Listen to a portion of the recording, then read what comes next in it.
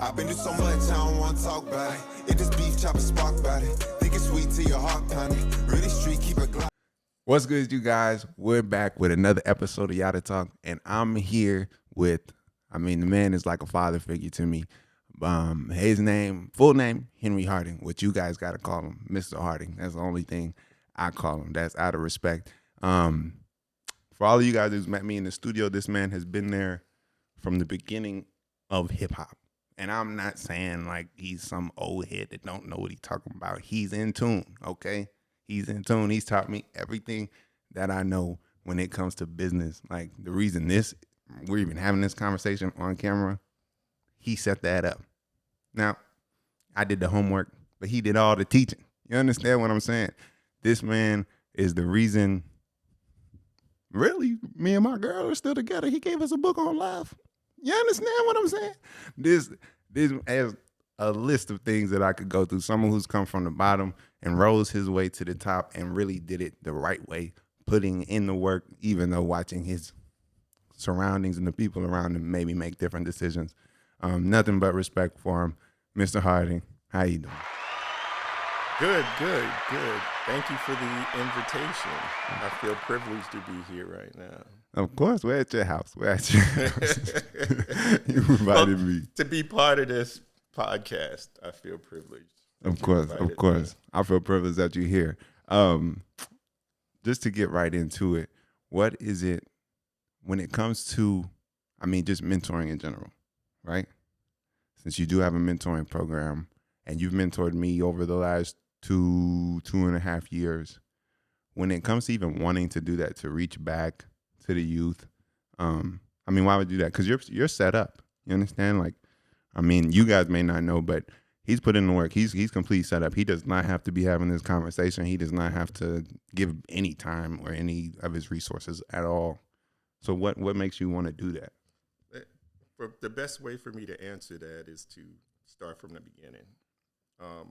Born and raised in New York, Brooklyn. My father wasn't in my life. Okay. So I had to grow up trying to figure things out on my own. Yeah. And I was lucky to have some people come in my life here and there and give me some guidance, some foresight, and I listened to them. Mm. But nothing like what I do. They were there, but it wasn't like a program or anything. It wasn't intentional. They weren't guiding you. Yeah. It was more like showing you the ropes without telling you they're showing you the ropes type thing. Exactly. So once I graduated high school, went into the military, and how long? Did 20 years. 20 years Marine Corps. Then while I was in the military, went to school, used the tuition assistance program. In the military? In the military, got my degree in business, and I thought I was going to be a big businessman. Wall Street. Yeah, exactly. So it's one of them things where what you have planned, what was that? God has, if you want to make God laugh, tell him what your plans are, because he always has another plan.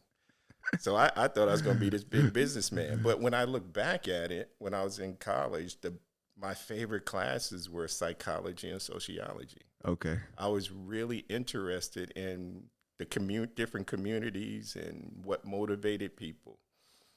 In what sense? In what sense? When it comes to what? Do you mean like in general, from the guy who's motivated to rob the liquor store, and then to the guy who's motivated to be a Mr. Wall Street? Absolutely. From that perspective. Everything. Yes. What motivated people, how two people, brother and sister or brother and brother, can grow up in the same household and go in completely two different directions. One can be successful and one can, go the other way. Yeah. So that's what those classes helped me. That's some of the things that those classes helped me with. Not to cut you off, but I actually have a good example of that. I'm reading this Fat Joe book. I know I've talked about it with you before, but he actually has an older brother in the book, and his name is Angel. And I know you were ripping and running around during this time. Oh yeah. Maybe you're familiar, Terror Squad and all that. Yeah. But the 80s, the 90s, yeah. Yeah, he had an older brother named Angel, and they said in the streets his name was like Money Man or whatever. And he basically ran the area. But what happened was he went from, like most kingpins do, went from drug dealer to drug user, right? And he ended up getting so far. Now, this is like a 20-year story, but he ended up getting so far down the line that he not only was addicted to drugs and couldn't move, like he was hospitalized, he even went blind, like from drugs. And I only bring that up because the comparison of, you got Fat Joe, Mr. Wall Street, Right. and then you got his older brother, blind and addicted to drugs. Right. Right. Same household. Right. Literal brothers. Exactly. Went completely Exactly what I was talking about. different routes. On that subject, before I go on to talk about how I got to where I am today and why I do what I do today, on that same subject, all my cousins that I grew up with in my generation, guys and girls, the girls ended up doing fairly well, but all the guys, I'm the only one out of all my cousins, male, that aren't strung out or in prison right now. No way. Those odds are crazy. One out of how many? It was like 5 of us, and they're all on the other side. They're doing okay. They're doing kind of okay right now, but they're struggling with drug addiction and trying to get their life together after being in and out of prison. I'm the only one, and I think that is pretty much a lot of households, a lot of families, I think, go through that also. And these are guys that you grew up around, or you knew that they were your cousins? Type? Oh, I grew up around these guys. We used to run the street together too. Okay, so let's get into that then. So, I mean, okay, first of all, when you were younger, since you were surrounded by guys like this, I mean, what were the influences around you when you were a kid in Brooklyn, Queens, right? Yes. What were the I lived in Brooklyn, but I used to run the street in Brooklyn and in Queens. Okay. So I used to be up and down Farmers Boulevard. Okay. Okay. Fat Joe and them. Or LL Cool J, Run DMC. Okay. Y'all hear y'all hear the names he's throwing out? Y'all hear the names he's throwing out? Yeah. Real OG. Come on. So, I'm sorry. The question was? The question was, like, when you were younger, being in that area, like, what were the influences around you? Exactly. That's a really good question, because the guys that I used to hang out with and run the street with, they would go and do their dirt, but they would, like, make an excuse for me not to go. So they're trying to, like, protect you. Yeah. So, don't take this disrespectfully, but so, like, were you just square? I guess so. I guess I was more kind of. But you didn't know it. But I didn't know it. They knew it though. They knew it. Now the way were they older? Yes. They were Yes. older than Some you? of them. Yeah. Some were older. Some about the same age. Okay. Yeah. They used to go out, rob people, and steal cars and all kinds. They used to come. They used to pull up in a different car all the time. But they'll tell you, like, you got to look out, but they give you the wrong street corner name. Exactly. or what they would do is they'd say, okay, we're going to go hang out, and we're going to meet here at a certain time. I'd go, and no one would be there.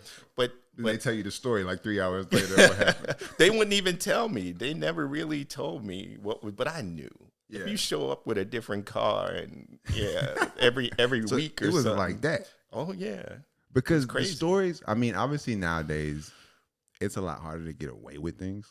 Oh, back then? But the stories I hear about the drug dealers in that area specifically, I mean, it's ridiculous. Not to just say Brooklyn, I don't want to get into some beef here, but Harlem too, like the story, it's not just like it was one guy. Right. Like you're hearing stories of multiple 14, 15-year-old. Right. Pulling up in big Cuban links. That's what I'm talking about. Driving. That's exactly what I'm talking about. Like this isn't no petty street dealer But thing. Back then in New York, Brooklyn, Queens, I used to go to clubs. I used to go to bars at like 14, 15. No problem. No problem. No problem. Now, is it because they knew you, or you just walked in and you just good? They just didn't care. They didn't care. I used to go to the liquor store and buy liquor. Yeah. 14, 15 years old. That's how it was. And I don't know if it was that way in like the South, but in Brooklyn, it was just wide open. And the time frame is like 75 to 85 or 70s, 80s, 70s, even. Yeah. 80s. 70s, 80s. Man, so what's like, we don't have to get too, but what's like the wildest thing that you like witnessed, not like some negative stuff, because obviously people get killed or not, but what's like the wildest thing you would like, yo, they got too much money. Like, what's the wild, like as a teenager, like, yo, they're wilding out, they're going down, like they're getting caught up, it's over with, like they're doing too much, or was it just literally it's free game? I think where you're going with that is those same guys, a few of them were older.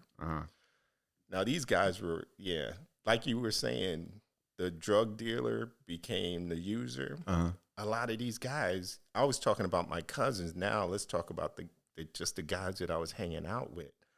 Most of those guys are dead, in jail, in prison, or strung out. And on the subject, to this day, on that subject, I ran into, when I went in the military, graduated high school, went in the military, one of my good friends was Spider. He was he was the oldest out of all of us. Okay. And I ran into him. You know, I had a new car and all of that. I was doing well, and I was back on the block, and I ran into him. Hey, jump in the car. We went and got a beer and hung out. And this is you coming back from college. This is me coming back while I was in the military. Because when I first went in the military, I couldn't wait to come home. Because you want to feel that. You want to feel that energy. You want to show them, like, doing my thing. I wanted to just be back on the block. Okay. There's this thing where you just want to feel home. Yeah. So I couldn't wait to come back home. And I remember this one time I ran into Spider. He was the oldest one. Got in the car, and back then, you know, we're driving around, we're drinking. Not a problem. Not a problem. Nobody cares. Nobody cares. Yeah, so we're talking, and that's when the subject came up with them ditching me.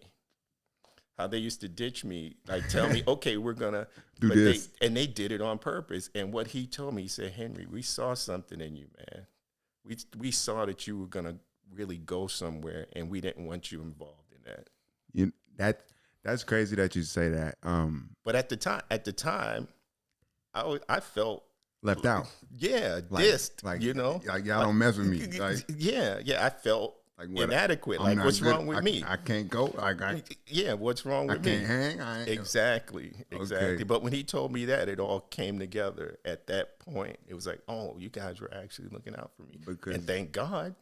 Because now you're seeing where he's at. Exactly. And you're pulling up. Exactly. And this guy, and I didn't say, this guy you can tell he was strung out. He was all messed up. Mm-hmm. That's crazy. I kind of have a similar story, not in the same time frame, but I have an old friend. He's actually locked up right now. Mm-hmm. He's one of those guys, grew up in and out of juvie. The system raised him. Like, parents weren't around, nobody was around, and one of those people who really good guy, but when you're 11, 12, and you don't have anywhere to sleep or eat, you don't have too many options. Exactly. You know, and that was kind of his story. Not to make it so, you know, doing wrong is justified, but that was just his situation. And he would actually tell me, like, all the time, because once I met him, I was about 15 years old. And now we're the same age, but he grew up in and out of juvie doing this. Mm-hmm. I was kind of like the kid that was like super nerdy and then got like really mad at the world and got way in over his head. But I always had the guys around. But everybody knew me, right? So I always had the guys around me that were like, yo, like, you're tripping. Like, you're meant for something better. Like, you're doing this with us, but, bro, you need to focus on basketball. Bro, you need to focus on school. Like, you get good grades, bro. Mm-hmm. Like the teachers smile at you, bro. They don't want us coming into school. like the basketball coach knows you. Nobody at the school knows us. The school cop knows us. They don't, you understand? So, and then, I mean, that same person, he ended up catching a case, got out. The whole time I would, sending money, phone call, whatever. Gets out. I'm doing my music thing. He wants to, hop on with the music thing. And I kind of tell him kind of the same thing he told me when we were younger. Like, yo, I want you to be here, but you got to step away from what you're doing. Right? You can't bring this over here because I know how you living. We don't know what's going to happen. We're not on that. You understand? It's similar to what I had. Exactly. My experience. Exactly. And then from that conversation, he kind of chose to separate himself from me completely, which is respectable. But I mean, it breaks my heart to say 6 months later, literally 6 months later, he caught a case. I think he was facing something crazy like 25, and he was offered like a plea deal for 13. Wow. And this is a guy that I know his mom. You understand? Like it's crazy. So I can completely relate to what you're saying about those guys around you, just seeing that in you, and letting you know that. What I just learned from you is I really wasn't sure because we have a generation gap between us. Okay, let's do this right now. Hold on, wait. Let me just say this one thing. Okay, we have this. So I just learned something from you because I didn't know that people were still doing that these days. Oh yeah. Yeah, it may look different, but it's the same. Doing that meaning they see something in you, and they're like, they protect you. They protect you. So they're still. It's rare. Oh, it's rare. It's though. Rare. It's rare. Oh, okay. See, that's the impression I got, that it was kind of rare, or it's very rare. It's rare. Okay. Like this guy that I'm talking about, as much as he may be looked on as, whatever he's looked on when it comes in the eyes of the law, he was a blessing to me because he was one of those guys that looked out and said, hey, you're not supposed to be out here. Like, yeah, you bigger than everybody, you tough, you whatever. You're not supposed to be out here, though. Yeah. You too smart to be out here. It's like, I don't know if you heard that J. Cole song, but he's like, dang, I don't know the exact words, so I'm not going to say it. But he's talking, the story is like him talking to his drug dealer homie. And he tells the drug dealer homie, like, put me on, And then the drug dealer's like, I look up to you. What are you doing looking up to me? You going to school.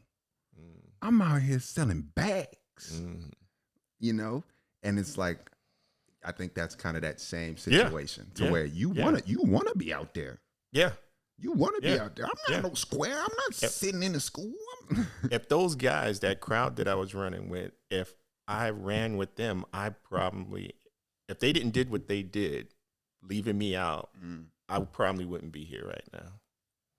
That is crazy. Because it's just crazy for you to say that, not just from that perspective, but in the perspective of everything you've been through, like going to the military and doing all those types of things, to still circle back to that moment. Oh, yeah. Be like, if they didn't do that, though, none of this would have happened.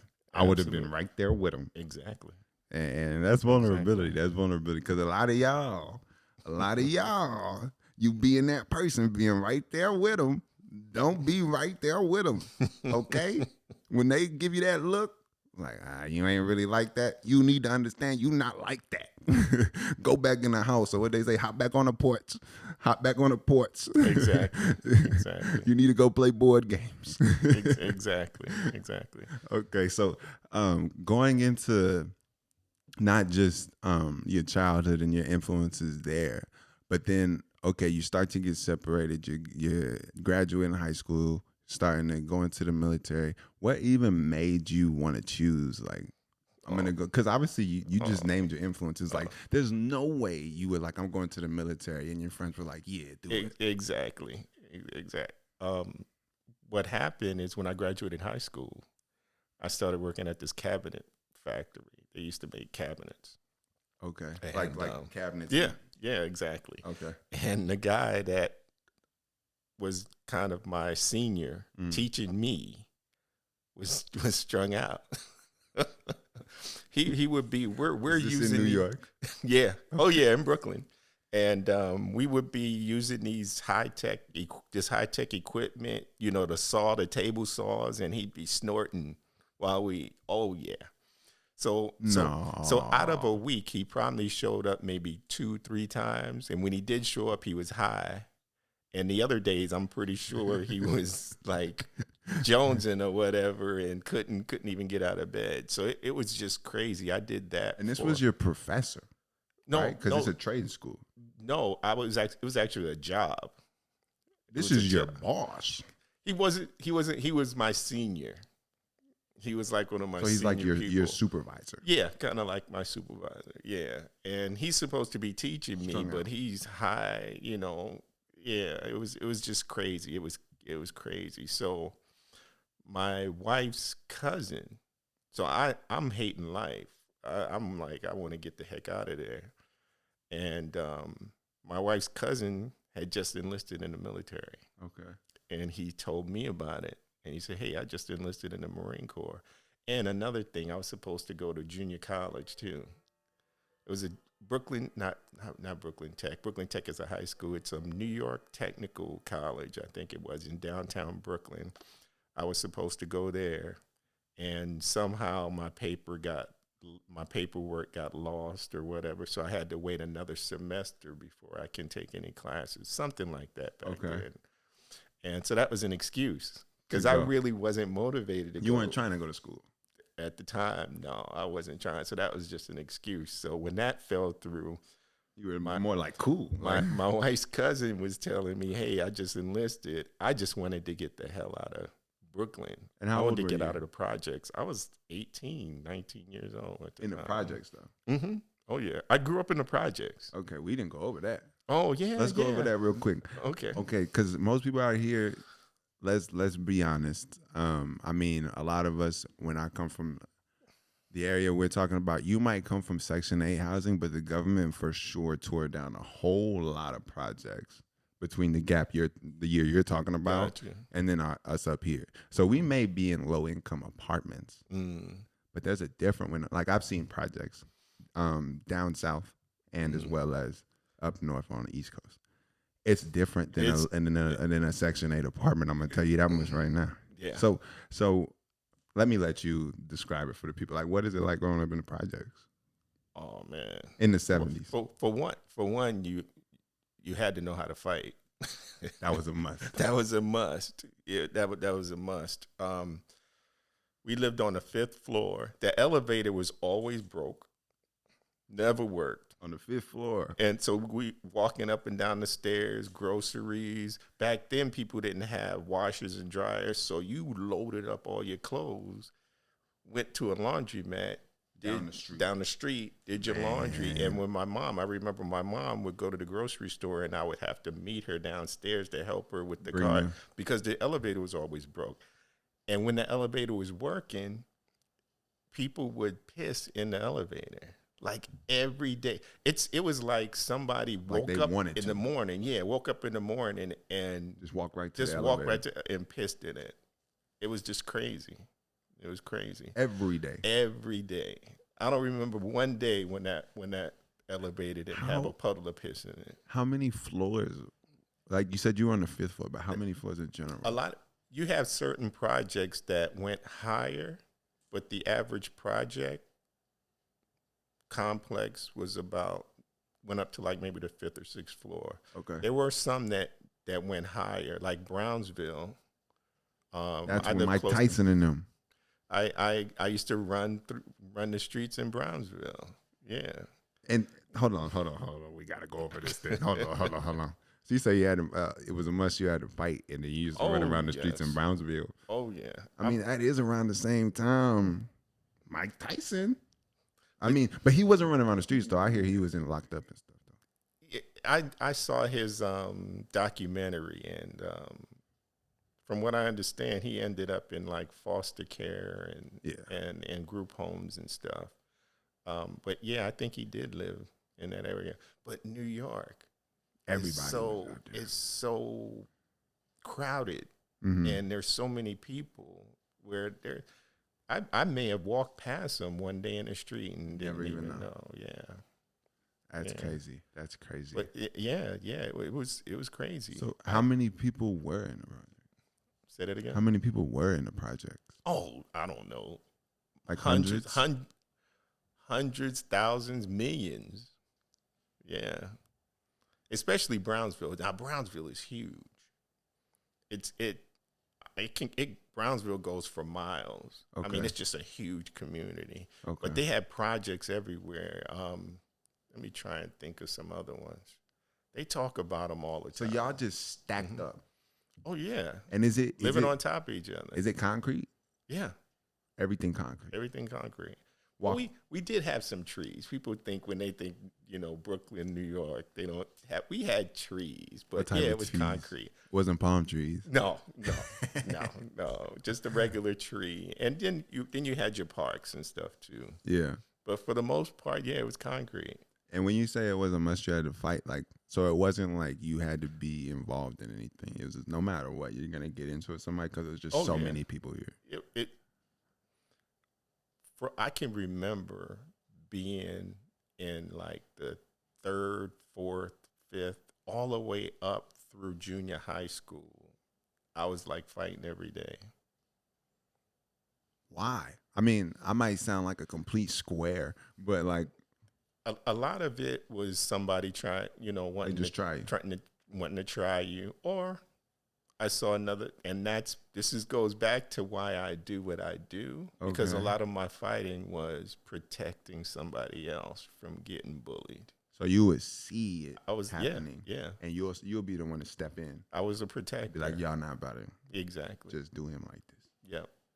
And you take it. Yep. Oh, so you weren't liked. Or was this just regular? This was just regular. It was just like everybody going through this. Like, exactly. I'm about to fight him and we're going to be cool next week. Like, exactly. A lot of the people that I had fights with, we were cool. We were cool after that. It was just so okay, let me take it to this then. So communication just wasn't a thing. It's like y'all got to fight it out. I guess so, yeah. But after the fight, then the communication kicked in. Yeah, now we can talk. Now we're cool. After I done hit you a few times, we can talk. Yeah.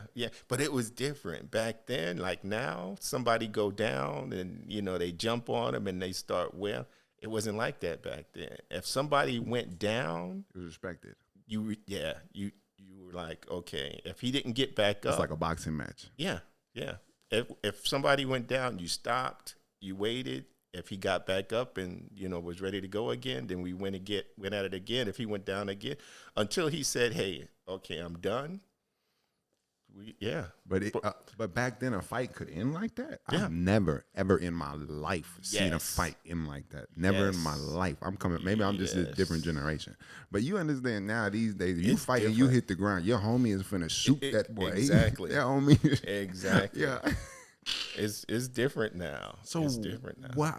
Why do you think, did you guys just have more OGs or something? Like they wasn't finna let y'all just do crazy, or it wasn't accessible like that? You didn't have guns like that? We didn't. We were on our own. We had to figure everything out on our own. You didn't have OGs like on the block teaching y'all? No. So it just wasn't a thing? The violence didn't escalate to shooting yet? No. So no. That's what it was. There just wasn't shootings. No. Wait. Because nowadays, someone gets shot twice a day. Yeah. People weren't running around shooting people. Nope. Let me tell you, we were talking about hip hop and all of that, and how, back then, in the summer, Friday and Saturday, we were in the park playing music, DJing. There was always a DJ in the park. I did a little bit of DJing. You DJ? Yeah. In the park? Yeah. What would happen is everyone had bits and pieces. Like somebody would have like a mixer. Yeah, not the whole system. So it was a community thing. Yeah, it was like, you got the mixer, you got a speaker over there. Mm-hmm. I got another guy he collected records, so he would have like crates of records. He got the tapes. You can the turntables. Yeah, Technique, Pioneer turntables. And what would happen is some people had like I had a lot of the stuff already, but we would bring the best of what we had. Okay, Like so if my turntables was the best out of everybody's, I would bring the turntables. Yeah, whoever had and records, everybody just bought records out. Yeah.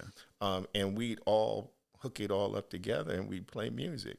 But the point I'm getting at, the reason I brought that up, man, it was so nice back then because everybody would be in the park, jamming, hanging out. That's a good place for you to, meet girls. It was like a big party outside. And then like the whole neighborhood is out here. And I forgot what year it was. It was sometime like the early 80s maybe. Everybody started, that's when all the shooting started.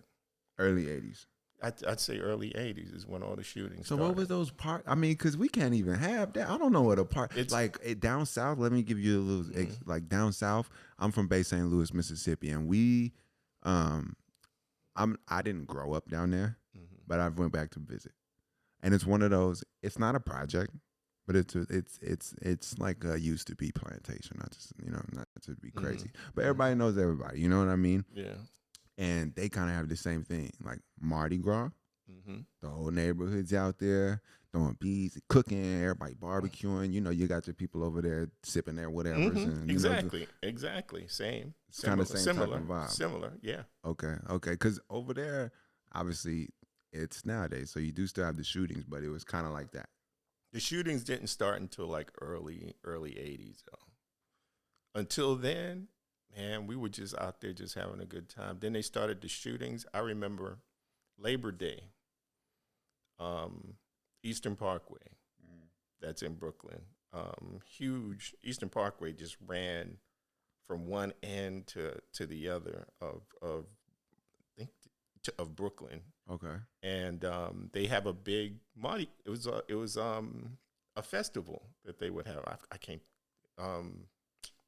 I can't think like of the name Tuesday of it. Or something. No, it was Labor Day, and it was they had the Calypso, and they had all the bands out there, and they would have DJs like all over the place.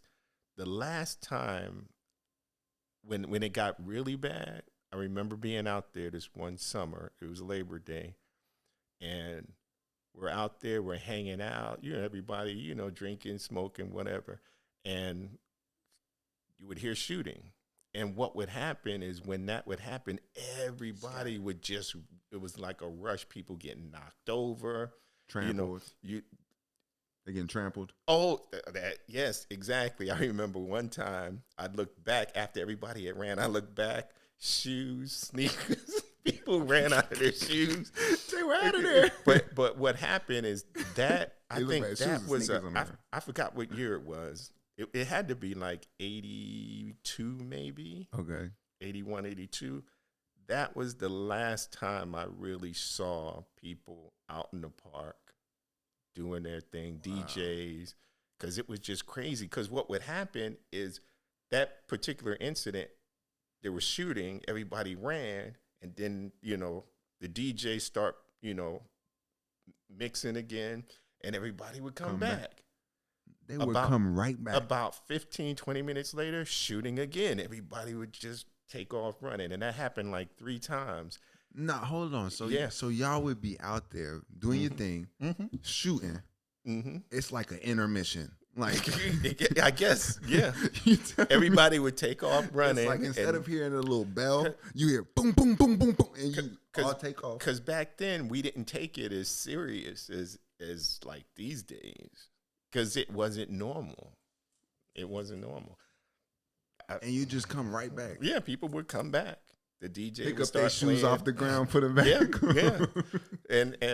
But after that, I remember that the whole outside DJing in the park,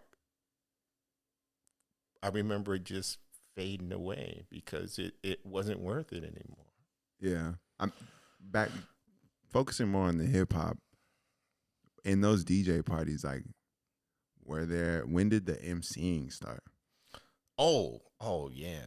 Like, when did, obviously y'all were out there rocking to the records, but when did the MCing start? Right around the time of, when people think the first rap record, they think SugarHill Gang. Man, Oh, you about to King school Tim me. III was the first rap record that came out. I need to put him on the corner in the screen or something. King Tim the Third. Third. King Tim the Tell me Third was the about first. King Tim the Third. I would do a rap, but I'm horrible. Do it. No, Do it. I'm- Do it. I'm horrible, man. I'm horrible. You know but it though. So he was nice. You know it now. yeah. We used to. Yeah, he was a big hit in New York. But Anyway, in Brooklyn. were these recorded songs or was it more like you have to see him? No, I was recording.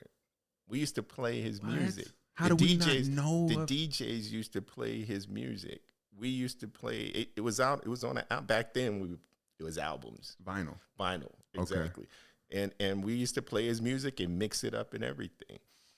Then about I don't know how long later, not too long after that, then they came out with Rapper's Delight. That's crazy. Yeah. Yo. But nobody talks about that. Yeah. Nah, you keep going. I'll shut up. You want to keep going? Look, yo, y'all. I mean, just for the viewer, yo, because there's so many youngsters. I mean, youngsters on here. I'm a youngster. You feel me? So like, SugarHill Gang. There's people watching right now that don't know what the heck a SugarHill Gang is. Oh, okay. I'm telling you. You might not know. No, this. I didn't know that. I'm telling you. There's people. Okay. There's people. 19, 20-year-olds. I seen a famous rapper. I'm not gonna mention his name because he got a lot of slack for this. Didn't know who Tupac was. Wow. This is where now that's the gap we're talking about. Wow. So Yeah. King Tim the Third. Yep. King Tim the Third I gotta look him up. came out before Apple SugarHill Music. Gang. If y'all don't have King Tim the Third on there, I'm gonna be mad. I'm gonna be mad. That's crazy though. So, I mean, would these guys come to the park ever, or was it just? Oh no. I really don't. Like, I really don't remember where he even originated from. Were they rappers though? Like nowadays, you see the chains, or were they just like he from that project? He rap crazy. He from that project. To be honest, I don't remember where he came from. We just that his album dropped, and that's what you was everybody in playing. New York was buying it and playing it. That's crazy. And there was a part. I want to try and do it, but I don't. I see you thinking there was you a know part. There was a part where he. Come on. As you young people would say, spitting bars. Come on. And it was just this one part on that record where he just Went crazy. let go, and that was the part that with the DJs we would always Mix play it crazy. over, mix it over again. Yeah. Come on, spit it. That's pretty funny. But okay, stand on the hip hop thing. So when did it become like, okay, this is a neighborhood thing? We're jamming the hip hop. Mm-hmm. When did it? Obviously, you know, you say you remember when they came out, Rappers Delight, SugarHill Gang. So when did it become like, okay, this is a thing? Like this isn't just we rapping in the neighborhood. We got our neighborhood rappers. Like this is a thing. There's people. The world is accepting what we're creating. See, right around that time, then after SugarHill Gang, I remember Run DMC came out with I can't think of their first record, but that was huge. Okay, That this before KRS. oh yeah, I think don't quote me on that because during that time the Bronx they were doing their thing. That's where you had you mentioned a couple of them. Fat Joe. Well, not Fat Joe yet. Not He was a kid. It was I can't think of their names right now, but during that same time, Like Grandmaster Caz and them. Grandmaster Flash. Okay, Grandmaster Flash. Okay, You know, bet. he was out. Yeah, so the Bronx, The mixer, if y'all don't know, legendary mixer, DJ. Yes. Grandmaster. Yeah, at that time, the Bronx was doing their own thing, Okay. and but in Brooklyn and Queens, where we were, our stuff was, I think, more. We were hearing the stuff that was more commercialized, like Run DMC, Okay. Like radio songs. Yeah. The stuff that they were doing in the Bronx wasn't as Reaching. commercialized as the stuff that we were listening to, but they were doing their own thing out there at the time. Okay. And then to circle back, to you graduating high school, choosing to go into the military. Now, obviously, the military is ridiculously structured. Yeah. Like, I mean, you're talking about coming from an environment where you're partying, they're shooting, and you're coming right back and partying again, and you're going in, going into the military with. I don't even understand the structure that the military has. So, what was that transition like? I can tell you, I went in the military. How can I say it? With kind of a attitude, because when I was in high school, I ran track. Track in New York, we used to run cross country, indoor and outdoor. So we kind of ran all year round. So I was in like crazy shape. Okay. And then my friends, back on the block, we're drinking a 40, doing our thing, and we would have these push-up and challenges. Challenges. Like so on the steps. Yeah, or like on these, like there would be 2 bars, and we get, okay, exactly. So I was in crazy shape. So when I went in the military, I was kind of cocky. I was like, hey, they can't do nothing to me. Like I was just on the block drinking 40s and doing push-ups. And I was in like crazy shape. And but you know what? Whooped you. What I didn't plan for was the mental part. They in your face. Yeah, they're all in your face. I seen the movies. They in your face. Yeah, they're in your face. What I used to hate is my drill instructor would say, if you messed up, he would say, okay, get on the quarterdeck. That's like at the front of the barracks. Okay. Everybody's in like 2 lines, and everybody's can see what's going on the quarterdeck. So he'd say, get on the quarterdeck, and he'd say, push up, and then he'd just walk away. That used to mess me up. Just walk away? Yeah. You don't know how many. Exactly. He wouldn't say, give me, it's not like in the movies where give they me say, give me 100. He just push. He'd say push and just walk away and start doing something else. That used to mess me up. You sitting over there like. Me up. And then on the first day, the day we met our drill instructors, they just came in the barracks yelling and screaming, and they grabbed everybody's sea bag. What's a sea bag? It's a big, long bag that we would put all of our clothes in. Okay, like a duffel bag. A duffel bag, okay. Yes. But we called it a sea bag. Okay. And they took it, because you know how a duffel bag looked, but they took the sea bag and everybody's and just flung our stuff everywhere. So when they were done, there was just clothes all over the place. And guess what? Everybody wears a different size. I may wear a medium. You look like an extra large. And everybody's running around trying to find their stuff because it's all in a pile. So. And they just running in there doing that just to do it. Messed me up. I was like, what the hell? So for the rest of the time we're going through boot camp, everybody's walking around. Pants too tight or too big. You can got the wrong joints on. Exactly. Got the wrong shirt too tight or too big. You ever had those things like, hey, that's mine. You got my shirt on. You didn't know because it wasn't marked yet. We didn't mark our gear yet. So you didn't know. All you knew is that this ain't my size. So I'm not even understanding. Uh-huh. I'm so slow. I'm still thinking street clothes. Oh, no. It was the uniform. You trying to pick through the uniforms. Yes. That's impossible. And it all looks the same, just different sizes. That's impossible. That messed me up. So I wasn't prepared for that. But as far as physical conditioning, I was way ahead of everybody else. And when it comes to the military, I mean, the conversations I've had like with my peers, people around my age, they're usually pretty negative. When it comes down to military experiences or even just your perspective on it, even if you don't know anybody in it, right? Right. So, but talking to you and me knowing you for the last 2 years, like it's all I hear is positive things. So why do you think for you it worked? And just so, I mean, not like you're talking to me, but like if there's like a 15-year-old out there who has no idea what he's going to do in the next 3 years, like why did it work for you? Even though I'm sure there are people telling you like, this is stupid. I was able to see an opportunity and I took advantage of it. I was able to use it. What they had out there, I was able to take it and use it to my benefit.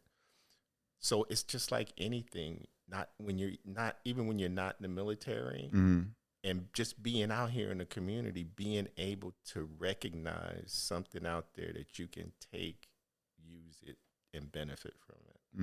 There's a lot of people that go in the military that don't do good. I've been through so much, I don't wanna talk about it. If this beef chopper spark about it, think it's sweet to your heart, honey. Really street, keep a Glock around me. That